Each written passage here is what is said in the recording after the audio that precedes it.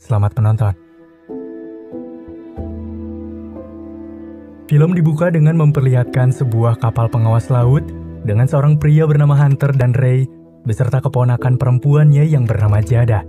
Dan tiba-tiba mereka mendengar suara ledakan keras yang diakibatkan oleh petasan ketika para kelompok turis asing yang tengah bersandar di kapal kecil sedang bersenang-senang. Mereka yang murka dan tidak tahan akan perilaku turis tersebut bergegas langsung menuju kapal itu. Dan ternyata di sana terdapat 3 turis asing dengan pria yang menyalakan petasan itu bernama Blaine, tak luput dengan satu temannya dan juga pacarnya. Melihat petasan yang begitu banyak, mereka lantas langsung merampas petasan milik Blaine agar dia tak menyalakannya kembali. Karena itu akan sangat bahaya dan juga merusak ekosistem di sekitar pulau. Kemudian setelah itu, Ray yang tengah memancing di tengah laut mendapati tarikan yang cukup membuat Ray sangat optimis jika ikan yang ia tarik sekarang adalah ikan yang cukup besar. Ray yang mencoba lebih bersemangat untuk menarik joran pancingan. Namun ketika tiba di atas air, nyatanya itu bukanlah ikan melainkan sesosok mayat manusia yang sudah membiru. Sontak mereka yang melihat hal itu pun kini tampak panik hingga menaikkan mayat itu ke atas kapal. Menyadari keadaan mayat yang cukup meresahkan bagi mereka, Jada yang mencoba mengecek menggunakan kapal selam kecil kini melihat sebuah cahaya di dasar laut memberikan asumsi jika mayat ini berasal dari sana. Ketika Hunter beserta Ray kembali beraktivitas, Jada yang kini ditinggalkan bersama mayat mulai diserang oleh mayat tersebut yang kini kembali hidup. Jada yang panik harus begitu pasrah ketika dirinya digigit hingga menyebabkan luka yang begitu serius. Lantas dengan cepat Ray yang mendengar teriakan Jada pun mencoba menghampiri dan memisahkan mayat tersebut yang kini terlihat menyerang Jada. Mendapati keanehan dan kekhawatiran, Hunter yang begitu tidak paham dengan kondisi dan situasi memilih menghabisi mayat tersebut dan mulai kembali menemui Jada yang telah terluka cukup parah. Dan anehnya, di tengah berusaha mengobati ternyata mayat tadi masih bisa bangkit dan lantas menyerang Hunter beserta Ray. Hingga mereka yang kini merasa bingung menghadapi mayat tersebut memilih melemparkan kembali mayat itu ke dalam air karena tidak bisa melumpuhkannya. Mendapati luka yang cukup serius, mereka pun kini mencoba berlabuh untuk bisa bergerak cepat mengobati Jada yang banyak kehilangan darah. Dengan Hunter yang langsung menelpon seorang dokter bernama Kenzie, yang juga kekasih dari Hunter, dokter pun lantas langsung memberikan pertolongan pertama kepada Jada. Sementara Hunter yang kini mendapati Sheriff tiba ketika ditelepon oleh Ray, langsung menemui seorang polisi yang bernama Akoni. Hingga kini, Hunter pun berusaha menceritakan kepada Akoni tentang apa yang sebenarnya terjadi. Namun, karena Akoni sedikit tidak masuk akal ketika mendengar ucapan Hunter mengenai dirinya diserang mayat hidup, berusaha mengajaknya pergi untuk mendatangi tempat di mana kejadian berasal. Dan kemudian setibanya di lokasi kejadian, Hunter langsung bergerak cepat dengan memeriksa alat selam kecil untuk melihat keadaan di dalam lautan ini. Hingga yang mereka dapati pun, yaitu sebuah bangkai kapal yang karam dengan kondisi yang begitu rapuh seperti sudah tenggelam berpuluh-puluh tahun. Dan tiba-tiba, alangkah terkejutnya mereka yang tengah berdiskusi, kini melihat beberapa mayat hidup atau zombie terlihat berenang dan berusaha menghampiri kapal mereka. Mendapati kepercayaan Akoni tentang apa yang Hunter katakan.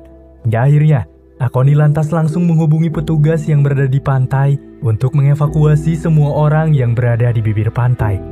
Dan tak lama, kemudian sirine tanda bahaya pun mulai dinyalakan dengan tiba-tiba disertai surutnya air laut, dengan suatu tanda-tanda jika benar akan terjadi sebuah tsunami. Hunter kini mencoba menghubungi kekasihnya Dr. Kenzie untuk berjaga-jaga. Sementara itu, dokter yang panik ketika anaknya bernama Sam tengah berada di luar bersama anak Akoni bernama Atani berusaha mematikan teleponnya. Hingga Sam dan Atani yang tampak panik ketika melihat ombak menggulung tinggi di hadapannya. Disertai juga kepanikan oleh Ray yang sedang menjaga Jada di rumah sakit Dr. Kenzie. Sementara Hunter yang kini berusaha menghindari amukan ombak dengan paketan zombie kini tidak bisa berbuat banyak ketika ombak yang begitu besar meluluh lantahkan kapalnya dan juga sekitar pantai. Dan kemudian ketika beberapa jam setelah terjadinya tsunami, air yang kini kembali surut dengan gambaran pantai tampak begitu berantakan. Di sana tampak beberapa zombie yang terbawa ombak mulai memadati area pesisir pantai hingga para relawan yang tidak mengetahui perihal zombie tersebut kini berusaha membantunya dan alhasil mereka mendapatkan beberapa serangan dari zombie dengan beberapa gigitan. Sementara Hunter beserta Akoni yang kini terlihat berhasil selamat dari terjangan tsunami berusaha menghabisi beberapa zombie yang berada di pesisir pantai. Dan di lokasi Ray yang sedang menunggu Jada di rumah sakit, Jada yang dirawat pun kini tiba-tiba tewas dan lantas langsung menunjukkan perubahan menjadi zombie. Dan kemudian mencoba menggigit Ray dengan begitu berambisi. Karena suara kepanikan yang Ray keluarkan, hingga datanglah seorang perawat yang lengah dan tidak tahu menahu tentang zombie, kini langsung diserang oleh zombie Jada. Sementara Ray yang memiliki celah sekarang memilih untuk pergi dari ruangan itu. Dokter Kenji yang mendapatkan rumah sakit begitu sunyi, kini melihat sosok zombie Jada yang tengah menyantap seorang suster. Kenji yang panik dan memutuskan untuk berlari langsung ditarik dan dibawa masuk oleh Ray yang bersembunyi dari zombie Jada. Sementara itu Hunter dan Akoni yang berusaha menyelamatkan diri pun kini lantas berlari dan langsung memasuki sebuah mobil yang terparkir untuk pergi ke sebuah kantor polisi. Dan nyatanya, di dalam mobil tersebut terdapat Blaine dan pacarnya, hingga mau tidak mau Hunter membawa mereka untuk pergi dari tempat itu. Dan setelah mereka tiba di kantor polisi, mereka yang masih mendapatkan kejaran para zombie berusaha bergerak cepat untuk masuk ke kantor polisi tersebut. Dan ketika Blaine beserta kekasihnya akan masuk, tiba-tiba Blaine langsung mendorong kekasihnya itu untuk bahan umpan agar Blaine tidak digigit oleh zombie-zombie yang mencoba mengejarnya. Dan kemudian, di tengah Ray beserta Kenji yang menghindari kejaran para zombie, beberapa kali mendapatkan dobrakan pintu yang begitu kuat dari zombie-zombie untuk berusaha masuk menyerang mereka. Hingga mereka yang tidak bisa menahan, berusaha berlari kembali melalui ruangan lain di belakang mereka. Di tengah Hunter yang kini menyalahkan Blaine karena telah membunuh kekasihnya, Blaine yang merasa tertekan pun berusaha merebut senjata milik polisi lain guna memaksa mereka menyerahkan seluruh senjata yang mereka punya kepada Blaine. Hingga kini, terjadilah ketegangan antara mereka yang disertai tertembaknya polisi lain oleh keegoisan Blaine. Dan ketika Blaine akan mengambil senjata lain, ia terlebih dahulu dipukul oleh Hunter hingga menyebabkan dirinya kehilangan kesadaran. Sementara itu di tengah Sam, Atani, Doug dan juga Ren, mereka yang kini mendengar orang-orang mengalami kepanikan ketika melihat zombie, berusaha bergegas pergi untuk menyelamatkan diri dari serangan para zombie. Mereka yang kini pergi ke sebuah pasar, mendapati para zombie yang bersembunyi dan sesaat langsung menyerang keberadaan Ren yang begitu tampak lengah.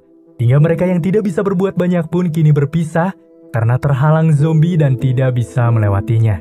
Dan setelah berhasil melumpuhkan Blaine yang berusaha menyerang Akoni dan juga Hunter, Akoni pun berusaha menghubungi polisi lainnya untuk meminta bantuan di tengah signal yang begitu buruk.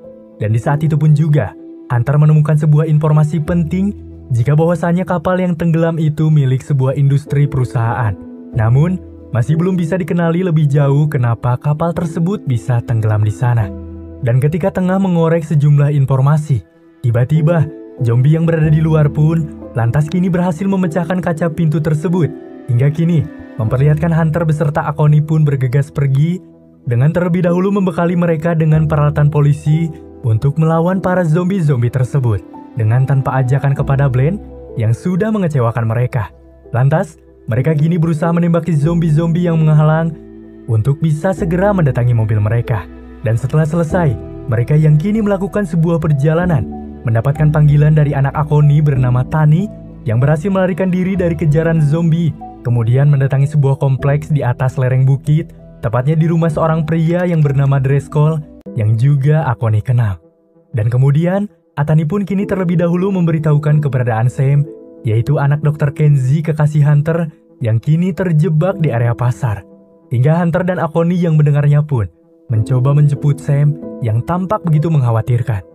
Dan kemudian di tengah Sam dan Doug yang kini berlari dikejar zombie, mereka yang berusaha memasuki sebuah mobil terparkir kini mendapati kepanikan setelah sang pemilik mobil ini disantap habis oleh zombie itu. Mereka yang melihat dan mulai terjebak kini diberikan semacam ide oleh Doug yang mencoba menaiki mobil untuk bisa mengacaukan perhatian zombie guna membuat Sam bisa melarikan diri. Dan kemudian, di saat berhasil berlari, datanglah Hunter yang kini membantu Sam dalam menyelamatkan diri. Hingga mereka yang mencoba menyelamatkan Doug mendapati Doug yang lengah kini dihabisi oleh zombie-zombie itu. Setelah menyelamatkan Sam, mereka yang kini bertujuan untuk pergi ke rumah sakit untuk menjemput Dr. Kenji terlebih dahulu sebelum akhirnya menjemput Tani karena merasa posisi Tani lebih aman dibandingkan Kenji. Hingga mereka yang tiba di lokasi rumah sakit, mereka bertiga pun lantas langsung memasuki rumah sakit itu untuk mencari Dr. Kenji. Sementara itu, Sam yang mengetahui sisi beluk rumah sakit ini berusaha pergi menuju arah resepsionis untuk membawa sebuah telepon dan langsung memasuki sebuah ruangan.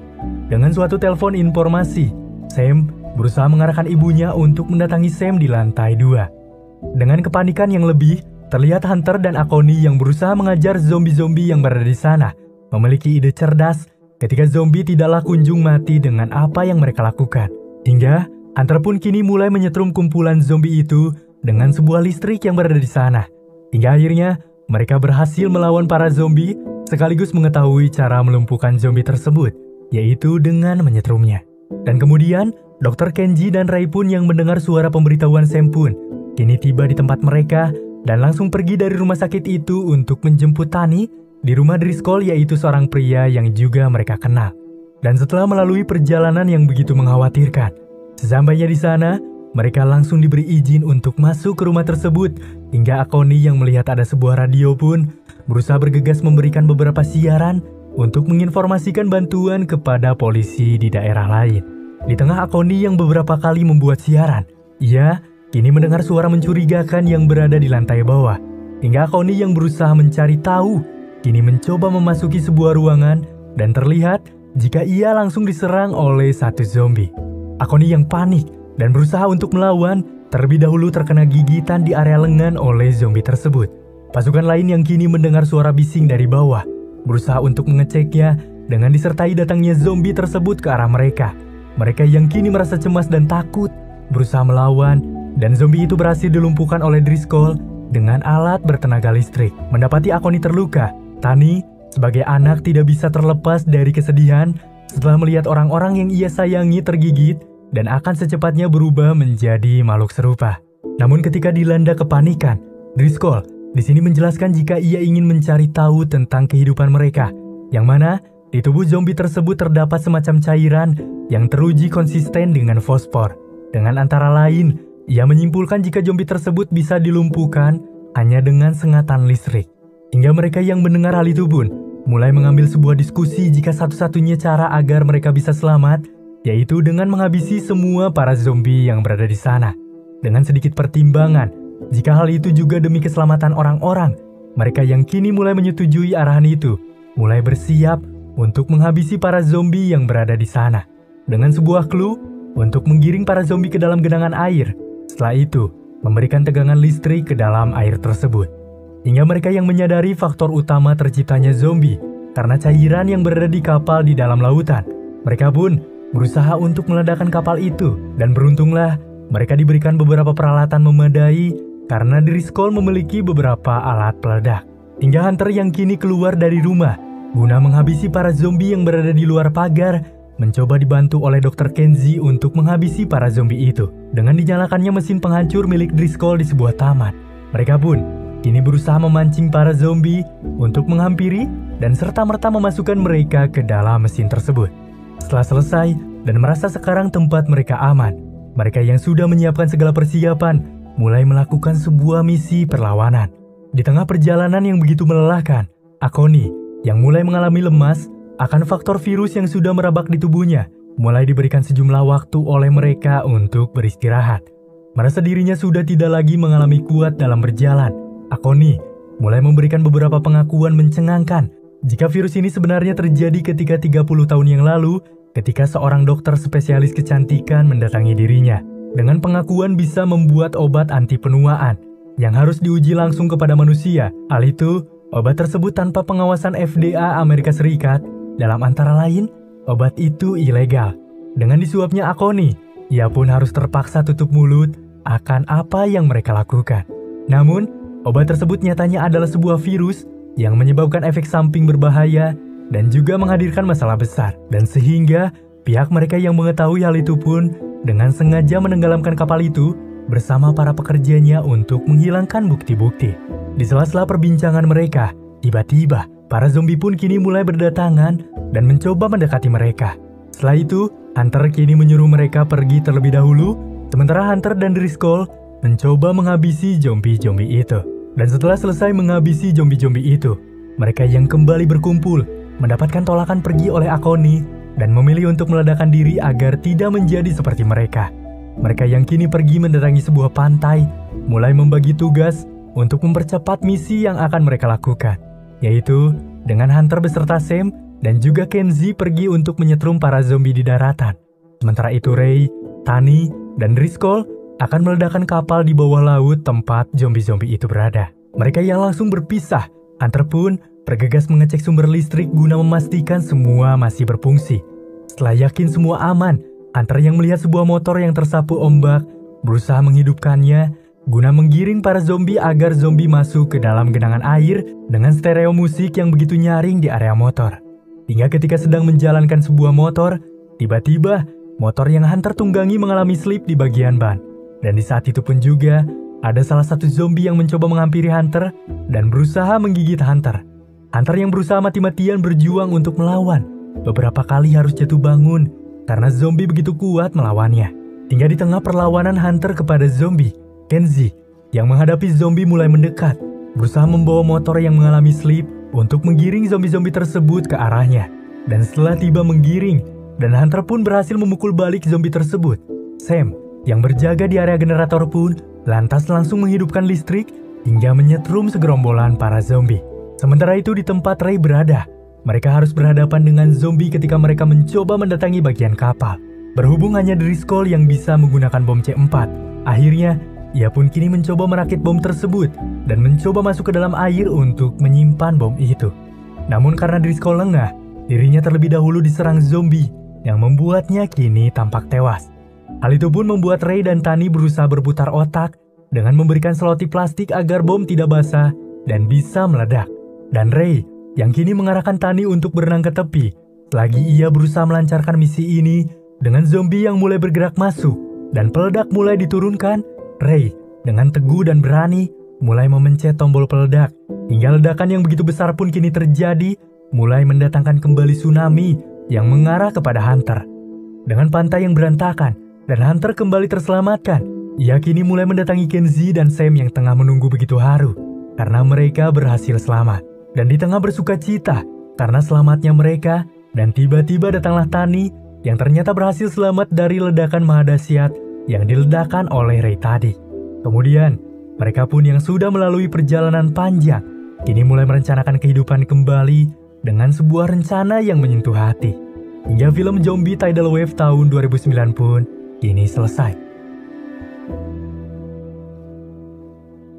Menghadirkan petualangan di Kepulauan Thailand, film ini adalah film bertema zombie dengan jalan cerita yang sedikit beda dari film bertema serupa. Dengan alur cerita yang begitu ringan dan cukup singkat, membuat kita sedikit penasaran karena menghadirkan tsunami yang sepatutnya sangat jauh dari bencana zombie. Meski begitu, film ini bisa diberikan apresiasi dengan keberanian sang sutradara akan pembuatan film dengan cerita yang seperti cukup memaksakan. Jika saja visual efek di film ini dibuat serapih mungkin, saya jamin film ini mungkin bisa menjadi salah satu film zombie dengan jalan cerita beda dengan banyaknya minat penonton. Tapi terlepas bagus tidaknya sebuah film, kita sepatutnya mengapresiasi karena memproduksi sebuah film bukanlah perkara yang mudah. Jadi, itulah alur cerita film Zombie Tidal Wave yang saya bawakan. Semoga tayangan tadi mampu menghibur kalian. Terima kasih sudah menonton, dan sampai jumpa di lain tayangan. Wassalamualaikum warahmatullahi wabarakatuh.